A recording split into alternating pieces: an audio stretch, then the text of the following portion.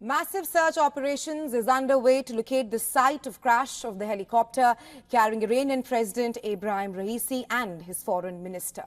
On Sunday, the chopper crashed as it was crossing mountain terrain in heavy fog. On the way back from a visit to Azerbaijan, Iranian state media has said that bad weather caused the crash and was complicating the rescue efforts.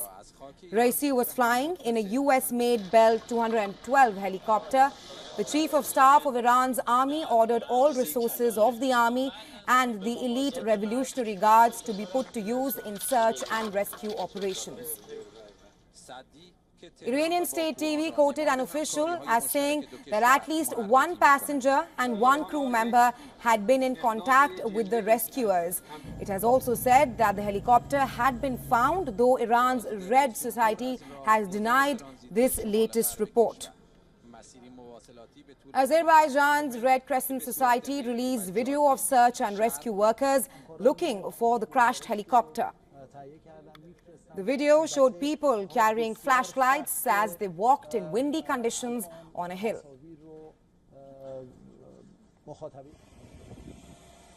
Iran's neighboring countries are expressing concern and they are offering help in the rescue efforts. Turkey said it had assigned a drone, a helicopter with night vision capability that has also been assigned to help with the helicopter search operation in Iran. The Turkish Disaster and Emergency Management Authority said that a team of 23 mountaineers and 6 vehicles had been sent to Iran to help with rescue operation. Flight radar live tracking map showed that the drone is circling around the area where the helicopter is thought to have crashed on Sunday.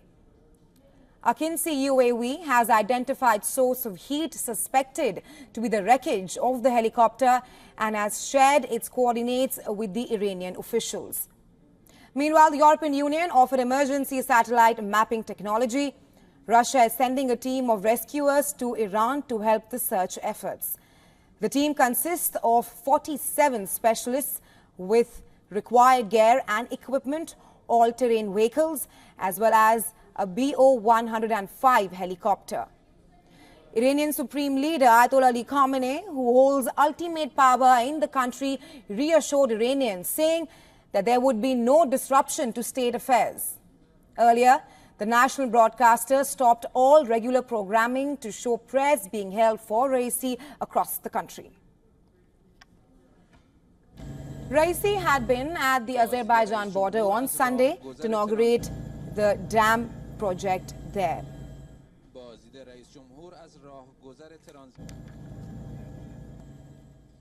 And for more on this, we're now being joined by Colonel David B. Des Roches, professor near East South Asia Center for Strategic Studies, National Defense University. He's joining us live from Washington, D.C. Welcome to the broadcast, sir. I'm going to first start by asking you that Iran's Supreme Leader Ayatollah Ali Khamenei has said that the nation need not be anxious as the administration of the country will not be disrupted. How do you assess this statement coming out of Tehran while search is still going on for the Iranian president? Well, I think he's speaking in terms of the worst case scenario for him, which is that the president of Iran and the foreign minister will probably be found to be have died in the accident. So I think he's trying to say that, the institutions of state will function as normal, that we have people who will step up and fulfill these obligations and these duties, and that there will be no disruption because of the death of Raisi. Right. So the search and rescue teams are within 2 kilometers of a potential location where the chopper has crashed. What do we know with the on-ground situation right now and perhaps the condition of the Iranian president and the foreign minister? We don't know much. There are conflicting reports, as you noted. There had been reports that some survivors had made radio contact or cell phone contact. There are other reports that say that it's impossible to have cell phone contact in that region. I think that it's safe to say, though, that in rugged terrain, if a helicopter has a forced landing, usually there's some significant damage there. And because it is so cold and remote, The longer that these guys are out there, the greater the chances are that, if they have not died on impact, that they'll succumb to either blood loss or shock or exposure as a result of the trauma they've had and then the isolation to the elements. So we don't know much, but the longer this is taking, the less chance there is that they'll have survivors from the crash. Right, Colonel Roches, countries around the world are offering help from Turkey to EU. The mapping system has also been activated, and they are expressing concerns regarding the chopper accident. What will other nations be looking out for at the moment, especially the West? I think the main concern is if Iran seems to feel that, this had been caused by an outside power, they might feel compelled to take some offensive military action, either directly or using their proxy network in Yemen, Lebanon, Syria, or Iraq. So I think that's a concern. The other concern I think they'll be looking for is to see just what the nature is of the succession to Raisi. Raisi is often spoken of as a possible supreme leader himself to replace Khamenei. Now that he might be out of the picture, the Revolutionary Guard, which is the strongest political player in Iran and has taken over about 40% of the Iranian economy, they will probably, they won't just sit back. They're going to inject themselves in the process of getting another heir apparent to ensure that their interests are protected. So there's the possibility of political turmoil, but that'll be more long-term. I also want to touch upon how bad weather has been cited as the cause of the crash, and that is further complicating the rescue efforts. You mentioned of the rugged terrain there where the chopper has been crashed. Talk to us about the risks of flying a helicopter in such an adverse weather conditions. The chopper used was the American Bell helicopter in use. Also touch upon the condition of the 3 convoy of helicopters. 2 of them have returned back safely, but the one carrying the Iranian president and the foreign minister is missing. Yeah, good question. So I've actually flown in the Bell 212, and it's used widely around the world. It's a very reliable helicopter that has served many countries for decades. It's currently used, for example, by the Sheriff's Department in San Diego, fire and rescue.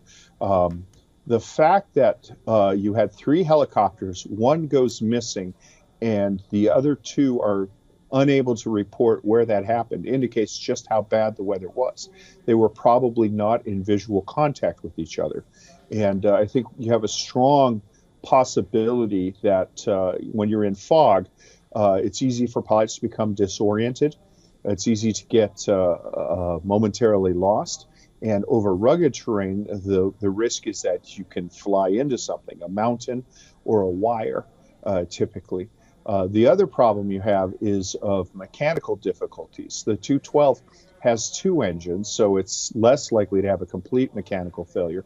But if you have a failure of the hydraulics, which turn the rotor blade, then the helicopter loses its power.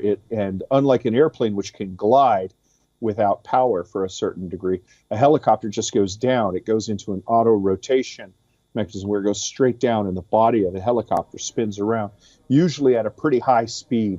And that landing for an auto rotation, sometimes it's successful, but on rugged terrain, you have a great chance of destroying the helicopter and injuring the people within it. So this is a very difficult thing to do. And it's very, very probable that, as a matter of fact, I would think it's prohibitively probable that this was an accident.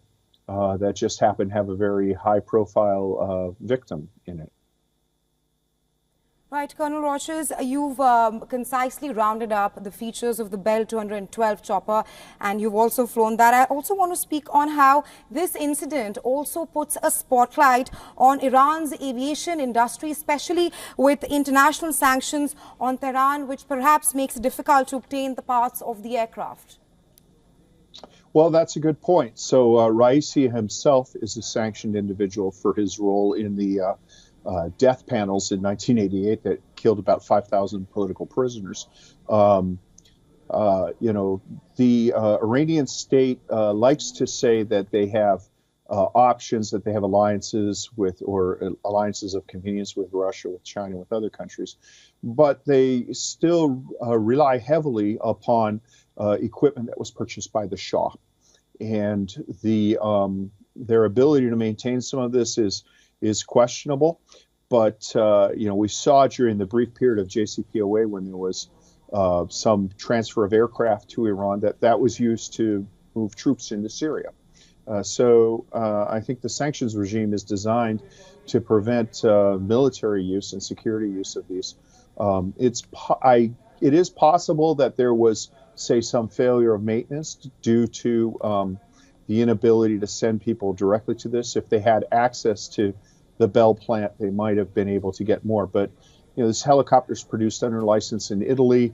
It's a very common type of helicopter, and there's no shortage of people around the world who know how to maintain it and how to build on it. So I'm not sure if sanctions is that big of a contributory factor. I think weather is more likely to explain it.